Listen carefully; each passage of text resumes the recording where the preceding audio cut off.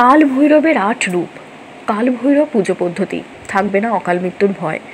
হিন্দু ধর্ম অনুসারে কাল ভৈরব হলেন মহাদেবের পঞ্চম অবতার। মহাদেবের রুদ্র রূপ কাল ভৈরব নামে পূজিত হন। প্রতি মাসে কৃষ্ণপক্ষের অষ্টমী তিথিতে কালাষ্টমী পালিত হয়। এই দিনে কাল ভৈরবের উপবাস রেখে তার আরাধনা করার রীতি প্রচলিত আছে। অঘ্রাণ মাসের কৃষ্ণপক্ষের অষ্টমী তিথি পরিচিত কাল ভৈরব জয়ন্তী নামে।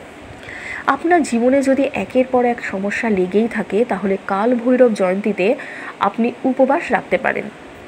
এই দিনে উপবাস রেখে কাল ভৈরবের আরাধনা করলে মনের ভয় ও উদ্বেগ থেকে মুক্তি পাওয়া যায় এবং শত্রুনাশ করা সম্ভব হয় বলে প্রচলিত বিশ্বাস।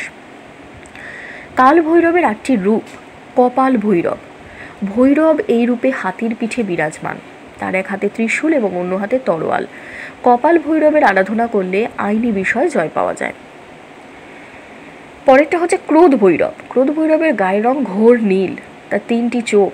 ইনি দক্ষিণ পশ্চিম দিকে দেবতা। ক্রোধ ভৈরবের পুজো করলে খারাপ সময় লড়াই করার শক্তি পাওয়া যায়। তারপরে হচ্ছে অসীতঙ্গ ভোগ। অসীতঙ্গ ভৈরব। এই ভৈরব দেব সাদা কঙ্কালের মুঞ্জমালা গলায় পরে থাকেন। তার 3টি চোখ, তার হাতেও থাকে একটি কঙ্কালের মুঞ্জ। কেরিয়ারে উন্নতির জন্য অতিতঙ্গ ভৈরবের পুজো করা হয়। অসীতঙ্গ ভৈরব চণ্ড ভৈরব। 3 চোখের এই দেবতা ময়ূরের উপর আসীন। তার 4 হাতে থাকে তরোয়াল, পাত্র, তীর ও ধনুক। শত্রুদের থেকে জয় পাওয়ার জন্য চণ্ড ভৈরবের পুজো করা হয়। এরপর হচ্ছে গুরু ভৈরব। গুরু ভৈরবের এক হাতে কাঁচা মঞ্জু, অন্য হাতে কুঠার, গলায় জড়ানো সাপ।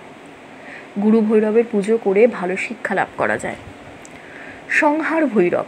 সংহার ভৈরবের মাথায় একটি করটি থাকে। এর 3টি চোখ ও কালো কুকুরের পিঠে তিনি আসীন। এর 8 হাত এবং শরীরে জড়ানো থাকে সাপ। সংহার ভৈরবের পুজো করলে মনে দয়া দাক্ষিণ্য বাড়ে। উন্মদ ভৈরব। ইনি শান্তির প্রতীক। এর গায়ের রং হালকা হলুদ ও বাহন হলো ঘোড়া। এর পুজো করলে মন থেকে সব অশুভ চিন্তা দূরে সরে যায়। ভীষণ ভৈরব। এর পুজো করলে অশুভ শক্তির হাত থেকে মুক্তি পাওয়া যায়। পাশাপাশি এর পুজোয় অকাল মৃত্যুর ভয়ও কেটে যায়। এর 4 হাতে পদ্ম, ত্রিশূল, তরোয়াল ও পাত্র।